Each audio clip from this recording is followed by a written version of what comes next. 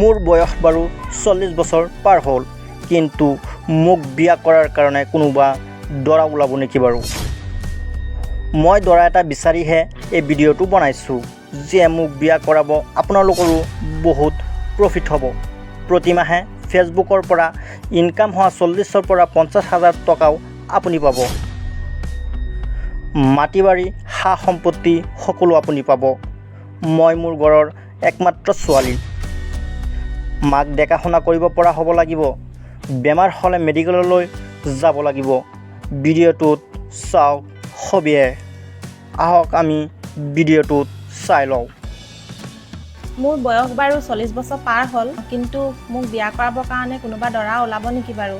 মই দৰা এটা বিচাৰিহে এই ভিডিঅ'টো বনাইছোঁ। আৰু যিয়ে মোক বিয়া কৰাব আপোনালোকৰ কিন্তু বহুত প্ৰফিটো হ'ব, কাৰণ মোৰ ফেচবুকৰ পৰা প্ৰতি মাহে 40,000 পৰা 50,000 টকা ইনকাম হয়, সেইখিনিও আপুনিয়ে পাব।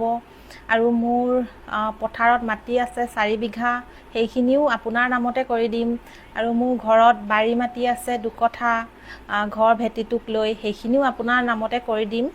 আৰু মোৰ ঘৰত যিমানবোৰ ভীমকল আছে, জাহাজী কল আছে, কাঁচকল আছে, যি গছ আছে সকলোবোৰ আপোনালোকৰ নামতে কৰি দিম। যিহেতু মই ঘৰৰ একমাত্ৰ ছোৱালী, গতিকে দেউতাৰ সকলো সম্পত্তি মোৰেই, আৰু সকলো সম্পত্তিবোৰ যিয়ে মোক বিয়া কৰায় সেইজনক মোৰ গোটেই সম্পত্তি নাম লগাই দিম। কিন্তু এটা চৰ্ত আছে, চৰ্তটো হ'ল মোক বিয়া কৰোৱাৰ পিছত মোৰ মাৰ সম্পূৰ্ণ দায়িত্ব আপোনালোকে ল'ব লাগিব, মানে আপুনি ল'ব লাগিব। মোৰ মা যেতিয়াই বেমাৰ হয় মেডিকেল নিব লাগিব, কাৰণ মা দিনটোৰ ভিতৰতে কেতিয়াবা 2 বা 3 বাৰ উকাই যায়। এই মাত্ৰ 5 মিনিটৰ আগত ভাল, আকৌ 5 মিনিটৰ পাছতে মানে হঠাতে এনেকুৱা কি হৈ যায়, হঠাতে অচেতনৰ দৰে হৈ যায়। যেতিয়াই অচেতনৰ দৰে হৈ যাব লগালগ কিন্তু আপুনি উপস্থিত হ'ব পাৰিব লাগিব 2 মিনিটৰ ভিতৰত। আৰু এতিয়া মাক ৰেগুলাৰ প্ৰেছাৰ আৰু চুগাৰৰ মেডিচিন লাগে, সেইবোৰ যোগাৰ কৰিব লাগিব। আৰু মাৰ খোৱা পিন্ধা সকলোখিনি দায়িত্ব কিন্তু ল'ব লাগিব। যদি সেইখিনি কোনোবাই দায়িত্ব ল'ব পাৰে, তেতিয়াহ'লে মোৰ সকলো মাটি বাৰী সা সম্পত্তি, মোৰ সকলো ইনকম আপোনাক দি আপোনালৈ মই বিয়া হ'বলৈ ৰেডি। যিহেতু মোৰ 40 বছৰ পাৰ হৈ গ'ল, আজি ইমান দিনে মই এটা দৰাও পোৱা নাই। চাওকচোন, গোটেই মুখ চুখ ভেঁকুৰি উহুমি গোটেই টুটুৱা পৰি মোৰ অৱস্থাই নাই একদম। সেইকাৰণে অৱশেষত ভাবিছোঁ এনেকৈয়ে দৰা এটা বিচাৰোঁ। আৰু আচলতে কি জানেনে, মোৰ কিছুমান ভিডিঅ'ত কমেণ্ট কৰে যে বুঢ়ী 40 বছৰীয়া বুঢ়ী বিয়া হ'ব হ'ল, বিয়া হৈ ল, তেনেকৈ বহুত মানুহে কমেণ্ট কৰে। এটা কথা কওঁ, ঠিক আছে, মই বাৰু আপোনালোকৰ কমেণ্টটো দেখি যেনিবা বিয়া হৈ ল'লোৱেই, তাৰপিছত আপুনি আহিব নেকি মোৰ ঘৰখন চম্ভালিবলৈ? আজি কেইমাহমানৰ পিছত মোৰ মাক মই অপাৰেশ্যন কৰাৰ কথা ভাবিছোঁ, সেইখিনি আপুনি কৰিব নেকি? মাক ৰেগুলাৰ প্ৰেছাৰ চুগাৰৰ মেডিচিন, মাক খোৱা বোৱাৰ দায়িত্ব, সেইবোৰ কি আপোনালোকে কৰিব নেকি? মোৰ ঘৰখন যে ভাগি উৱলি আছে, ৰাতি শুলে পানী পৰে, এতিয়া মোৰ ঘৰখনটো সম্পূৰ্ণ বনাব লগা হৈ আছে, মোৰ ঘৰখন আপুনি আহি বনাই দিব নেকি?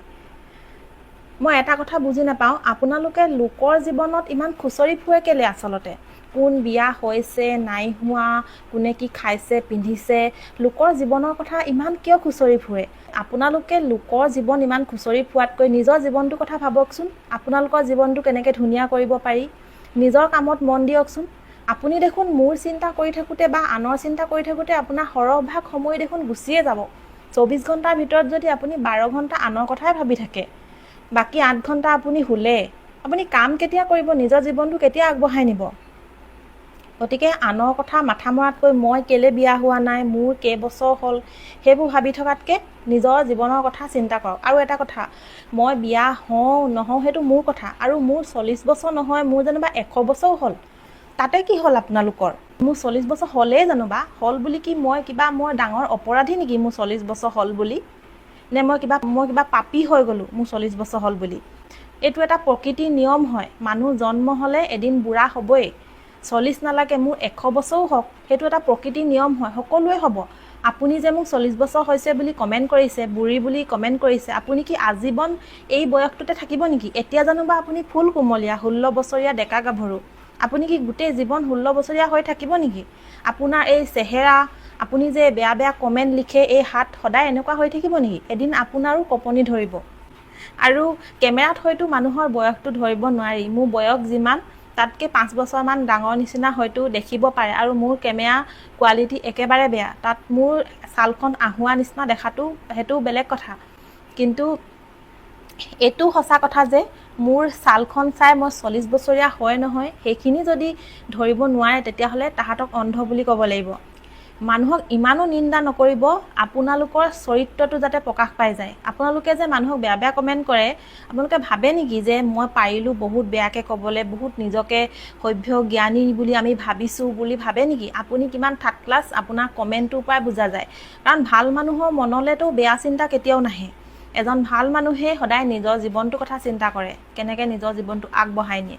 যিবোৰ থাৰ্ড ক্লাছ যে কাম বন নাই, একাংশ মহিলা আছে এই লোকৰ ঘৰে ঘৰে ঘূৰি ফুৰে যে, এই আজি গৈ ইয়াৰ ঘৰত বহিলে, অলপ পিছত তাৰ ঘৰত বহিলে, 3জনী 4জনী গোট খাই এই তামোল এসোপা খালে পেকেটিয়াই চুনে চাদাৰে, কোলা চাহপানী অকণমানৰ লোভত আনৰ ঘৰে ঘৰে যে ঘূৰি ফুৰে, তেনেকুৱা কিছুমান মহিলাই মানুহক এইবোৰ ফেচবুকত আহি বেয়া কমেণ্ট কৰি থাকে। আৰু নিজৰ যাৰ চৰিত্ৰ বেয়া যে, নিজৰ হাজবেণ্ড ল'ৰা ছোৱালী থকাৰ পিছতো যে লোকৰ ডেকা ল'ৰাবোৰ যে পতাই ৰাখে যে হাই হেল্ল' কৰি থাকে লেপৰ তলত সোমাই পিছত যে ধৰা পৰে যে মতাটোৱে খেদি দিয়ে, মৰিবলৈ ওলাই যায়, সেনেকুৱা থাৰ্ড ক্লাছ মাইকীবোৰে মানুহক এই ফেচবুকত আহি বেয়া কমেণ্ট কৰি থাকে। আৰু কিছুমান ল'ৰা যে কাম বন নাই, বাপেকৰ কমনি খাই যেন তেন জীয়াই আছে যে, এই তিনিআলি চাৰিআলিত বহি এই কেপি শিখৰ খাই খাই পিক পেলাই ৰাস্তাটো যে লেতেৰা কৰি পেলাইছে, গোটেই প্ৰদূষণে ভৰ্তি কৰি পেলাইছে এই সমাজখন, এনেই পৃথিৱী বোজা হৈ জীয়াই আছে, তেনেকুৱা ল'ৰাবোৰে মানুহক ফেচবুকত আহি এই বেয়া কমেণ্ট কৰে। আপোনালোকৰ কমেণ্টৰ পৰা আমি বুজিয়ে পাওঁ যে আপুনি কিমান নিজ চিন্তাধাৰা মানুহ। কিন্তু তথাপিও মই এটা কথা কৈছোঁ, মোৰ জীৱন মোৰ কথা। মোৰ 40 বছৰ হওক বা 100 বছৰ হওক, ইয়াত কোৱাৰ কাৰো অধিকাৰ নাই। কাৰণ মোৰ নিজৰ কমনিয়ে খাই আছোঁ, মোৰ নিজৰ বোপাই সম্পত্তি, মোৰ ঘৰত মই আছোঁ। মই ঘৰৰ একমাত্ৰ ছোৱালী, গোটেই সম্পত্তি মোৰে হয়, মোৰ নিজৰ সম্পত্তিত মই আছোঁ। গম পাইছে? আপোনালোকে মোৰ ঘৰখন চলাবলৈ অহা নাই। গতিকে মই বিয়া হওঁ নহওঁ আপোনালোকৰ ইমান মোৰ কথা চিন্তা কৰি থাকিবলৈ প্ৰয়োজন নাই। যদিহে মই বিয়া নোহোৱাৰ কাৰণে আপোনালোকৰ ইমান কষ্ট হৈছে, যদি কোনোবা মহিলাই কমেণ্ট কৰিছে, কওক আপোনাৰ হাজবেণ্ডক মোৰ ওচৰলৈ পঠাওক মোক বিয়া কৰাবৰ কাৰণে। যদি কোনোবা ল'ৰাই কমেণ্ট কৰিছে, আহক মোক বিয়া কৰাওক, মোৰ অজস্ৰ সম্পত্তি দি দিম মই।